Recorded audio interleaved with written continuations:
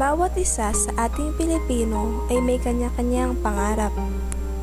Pangarap na kawangis ng eroplano sa alapaap. Pangarap na kailangang matamo at di mawawasak. Lahat gagawin kahit sa patalim na nakahawak.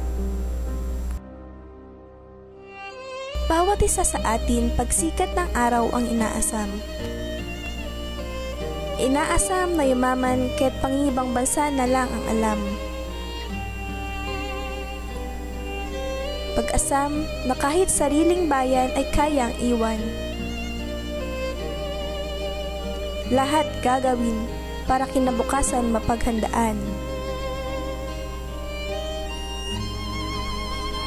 Ari-arian ay ibebenta, makaalis lang sa bansa.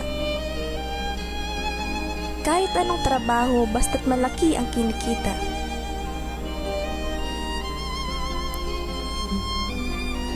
Kikitain na gagamitin ng anak sa eskwela.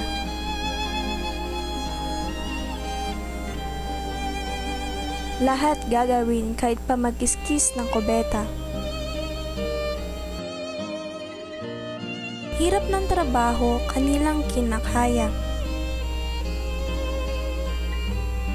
Basta't makapanirahan lang sa ibang bansa. Kahit pa mag-alaga ng matandang banyaga. Lahat gagawin kahit di na makasama ang sariling pamilya.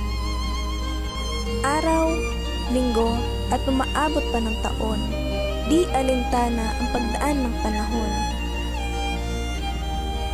Basta't makapag-uwi lang ng pasalubong na nakakahon.